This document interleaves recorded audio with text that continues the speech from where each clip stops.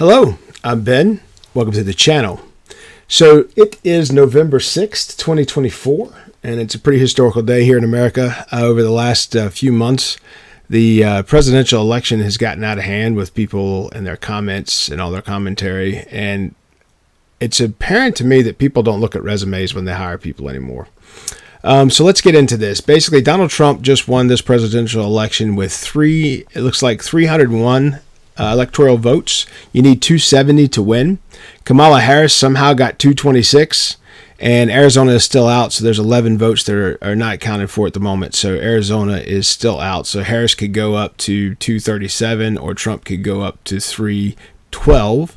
But right now, it's very interesting to think about this and think about elections in many terms. In the Federalist Papers, what they said was the American public would never be able to specifically run itself and control itself. And the reason they said that, their opinion was exactly like what we're seeing, where people will have emotion about candidates and be more emotional and emotionally regulated than regulated from reason and logic. So, for example, Donald Trump has a resume of success, and nobody can attack that resume of success. So what they try to do is attack his character. They try to say he's this, that, and the other. He's got 4 pending indictments against him now, all of which are false, and has all these things that have happened. And I'm not a Trump fan specifically. I am a fan of the Republic, meaning I think a statesman should always win over a politician. So I don't care if it's a man or a woman that has owned businesses or worked in the schools or done whatever it may be. I would rather a statesman win, man or woman, over a politician. And then you have the Joe Bidens of the world and the Kamala Harrises of the world and the George Bushes of the world. You have people that have been in politics their entire lives and have done nothing else. And Kamala Harris is a fine example of that. But here's the thing that bothers me. Trump got 71,790,131 votes. So not only did Trump win the Electoral College, he won the popular vote, which is the first time a Republican candidate has done that in over 20 years. Okay? Kamala Harris had 66,985,924 votes, which shows that Trump led or beat Harris by, at this point, when this was written, by 4.8 million votes. So saying that is saying this: 66,985,924 people voted for someone who is publicly known to be a liar, who has never completed anything on her own, has never done anything on her own, and for the last 3 years was vice president and failed miserably at everything she said she could help if she were elected president. So let's just talk about that real quick. So in all of her interviews running up to this presidential election, she made all these promises. One of the things she talked about was the economy. She was currently over the economy and said things about how Bidenomics is working. It's the worst economy America's had in U.S. history if you take out the Great Depression. And even during COVID, the economy was better than what's happened in the last 4 years because of inflation costs. And so a lot of black groups that were talking about voting for her or voting democratically were saying that we need help for groceries and all this for the bottom line, acting as if she had not been responsible for the last 3 years. It's ridiculous. So when you look at the resumes and you see one that's successful, and when President Trump was president last go round in his 45th, because now we're the 47th, and the worst president in history was the 46th, was Joe Biden. Joe Biden was not qualified to be president. His election was completely false. There was fraud throughout the country to the point that they still don't want to have IDs for voter, which makes no sense. But the point I want to say about Biden hasn't been doing the job for at least 2 years, most likely 3. Okay? And this person, Kamala Harris, was the vice president for that period of time and was supposed to be running this country, instead of him, since he was not capable to do it. And so anybody that's a Democrat that says he was very much capable, he was found guilty for a crime, but they did not punish him because they said he was not solvent to understand what the punishment was, yet he was still able to occupy his presidential seat. That's insane. Okay, we've reached a point in the country where we're doing things that are insane. And the problem is this. Let's forget about all the other competition around the world. Okay, let's forget about the dollar and how important it is that it stays the main structure underneath everybody's financial industry. And just from a foundational standpoint, the dollar has been the secondary currency for all countries for quite some time. So let's forget about the importance of the dollar and forget about other global competition and how our schools are horrible, and schools elsewhere are teaching children by third and fourth grade multiple languages, advanced math and sciences before they even get in high school. And in high school, they're teaching business curriculum and how to compete in the world, while our schools are teaching people there's no difference between a male and a female, and they can't do math that would be required to graduate, and they don't pass graduation exams at record paces. So I'm saying all this to kind of paint a picture. This person was the vice president during all of that, and still 66,985,924 voting American citizens voted for her. It's insane. It's insane. That is the absolute example, the best example for stupidity that I could ever paint for someone. So what I get from people is, well, Trump was, somebody claimed this, somebody claimed that, somebody claimed, well, here's the point, guys. In American court, until he's proven guilty in court, which has never happened, he's not guilty of the crime. And in case you don't know this, when you're in leadership and you own multiple businesses, people claim stuff all the time. And anybody that's been in leadership that voted democratically, or for the Democrats rather, you know what I'm talking about because you're in leadership. You've had people make false claims against you. It just happens. That's business, that's life, that's facts. Everyone in leadership will have someone making false claims. But still, that many people are idiots and can vote in this country. Okay, let's go to this 301 Electoral College votes and take a look at the 226 that Harris got. Okay, look at the states that voted for Harris. You got California, Oregon, Washington. You got New Mexico and Colorado. Arizona is still out. We're not sure what's going on there yet. You got Minnesota. You got Illinois. You got Virginia. You got D.C., Maryland, Delaware, New Jersey, Connecticut, Rhode Island, and Massachusetts. Okay? Now, when you look at those states and you look at the crime in our country, look where it's the heaviest. It's in those states. Minnesota, for example, the vice president-elect that was being running under Kamala, that's his state. He was responsible for it. Remember when Minneapolis burned last year? Or was that just forgotten? So people in Minnesota had a front row seat to see how pitiful that government was and how nasty it was for their state. And they still overwhelmingly voted for Kamala. That's beyond stupidity. That's beyond logic. In California, good God, California had all the gifts in the world, had one of the greatest economies just 10, 20 years ago in the world, like was completing on a global scale. And now they're one of the worst in the country. They can't clean their own water. They can't provide energy. They have the worst crime rates in the country. And businesses are fleeing rapidly. It's in a nosedive. And yet California overwhelmingly voted for Kamala Harris. What a joke.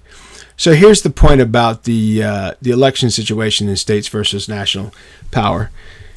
So from an electoral situation, the Constitution provides powers of the people over the government, right? Our rights are ours, granted to us by God and by birth, and the Constitutions protect those. Abraham Lincoln said on September 16th, 1859, "The people are the rightful masters of both Congress and the courts, not to overthrow the Constitution, but overthrow the men who pervert it," or those who pervert it. And the fact that this country doesn't vote in a way that stands up to that expectation just kind of shows how ridiculous people are. James Garfield said in 1880, "All free governments are managed by the combined wisdom and folly of the people." This is exactly what he was talking about. You had one candidate that actually has a resume that shows success, and the other one that shows completely that she is a clown, and still that many people voted for her. And guys, this is my opinion. This just blows me away. It blows me away that those people that live in those states that have the highest crime rates in our country, that cannot do what other folks can, and their constitutional rights are being limited by their local governments based on their own selectivity, vote to continue all of that. It blows me away every election season. So George Bernard Shaw said in 1902, he said, democracy substitutes election by the incompetent many for an appointment by a corrupt few. The appointment by the corrupt few that he's talking about is how they come up with those candidates, of which, by the way, Kamala Harris did not get the delegates. Joe Biden got the delegates. So those people voted for a guy who physically and mentally couldn't even do the job and basically was in that role concurrently. And that's what the delegates went to. So I don't know how Kamala even ran. He selected to give those delegates over to her, but typically they have to vote for those. So it wasn't even who the Democrats picked to run. It was who replaced that person when he was deemed mentally deficit. And that's the point, too, to the Democrats. All of those folks were saying how he was just fine. He's just fine. He's found to be completely inept. And then they push her out as the candidate, which no one liked. And guys, when she ran for president on her own prior to this, she was the first one out. No one was interested in having her run. And so she had a pitiful performance as a vice president, and then she runs for president, and she still gets millions of votes. Blows me away. Theodore Roosevelt said in 1908, the danger to American democracy lies not in the least in the concentration of administrative power in responsible and accountable hands. It lies in having the power insufficiently concentrated so that no one can be held responsible to the people for its use. Concentrated power is palpable, visible, responsible, easily reached, and quickly held to account. Here's the issue that I have with our current situation in democracy. All these people that take jobs in the government that are getting paid to do something that don't do the job, not only do we not fire them, we let them collect that money for life in most instances, and they'll never be punished for what they did when they broke the law. Accountability has to be there for democracy to work. So H.L. Mencken said in 1920, H.L. Mencken, democracy is the theory that common people know what they want and deserve to get it, good and hard. Herbert Hoover said in 1952, it is the bitter experience of all public men, from George Washington down, that democracies are at least contemporarily fickle and heartless. I read those quotes to say nothing ever changes. It's like the Bible says, there's nothing new under the sun. But I was blown away by this election, I got to tell you, because hands down, I was blown away by people that I know, that I thought were intelligent people, that voted in that manner. Because ultimately, the most beautiful thing about freedom of democracy, or the freedom to vote for who you wish, is you vote the way you like, and that's great. That's excellent. But I'm actually talking about intelligence and looking to compete in the future and actually have a country that can compete in the future. And when you have people vote that way, when it's been failing for years, and they just say, give me some more of that, that blows my mind, okay?